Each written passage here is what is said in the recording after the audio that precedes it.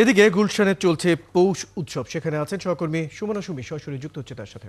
সুমি, পৌষ মেলার কার্যক্রম কেমন চলছে, এই উৎসব নিয়ে সর্বশেষ তথ্য কি দেখলেন জানাবেন।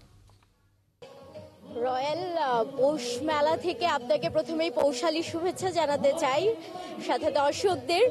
এখানে আসলে বাংলার যে আবহমান গ্রামীণ সংস্কৃতি আছে তার সাথে একেবারে যে শহরের একটা দূরত্ব ঘুচে গেছে আজকে গুলশান লেক, এই যে পার্কটি আছে সেখানে আপনি দেখলে অভিভূত হবেন যে এখানে আসলে রঙের ছটা আর প্রকৃতির মেলবন্ধন একসাথে রয়েছে। আজকে অনুষ্ঠান শুরু হয়েছে বেলা 11টায়, যখন বাংলাদেশের অন্যতম নৃত্যশিল্পী শর্মিলা বন্দ্যোপাধ্যায় তার দল নিয়ে নাচ পরিবেশনা করেছেন মঞ্চে। এবং এছাড়া এই পুরো মেলা প্রাঙ্গণ জুড়ে যে দেশীয় সংস্কৃতি আছে তার ছোঁয়া আপনি যেমন পাবেন, তার সাথে পিঠা পুলি নবান্নের যে উৎসব, বিশেষ করে আমরা যেটা বলি নতুন চাল আর গুড়ের যে স্বাদ, সেটিও যেমন এখানে আছে, তেমন ট্যাপা, পুতুল, মানে সিঙ্গারা, ফুচকা এবং বর্ণিল রঙে সেজেছে আজকে গুলশান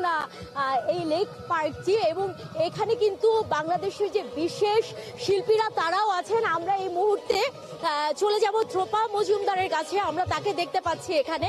আমরা একটু শুনবো আজকের আয়োজন নিয়ে ত্রপাদি কি বলবে। কি বলবো, আসলে এমন একটা সময় যখন তরুণ প্রজন্মের মধ্যে অনেক দ্বিধা, অনেক সংশয়, অনেক প্রশ্ন নিজের পরিচয় নিয়ে। তো সেই জায়গায় দাঁড়িয়ে যখন এরকম একটা পৌষ উৎসব হয়, তখন তারুণ্যের কাছে আমরা খুব মাথা উঁচু করে বলতে পারি, এটাই আমার পরিচয়, এটাই আমার সংস্কৃতি।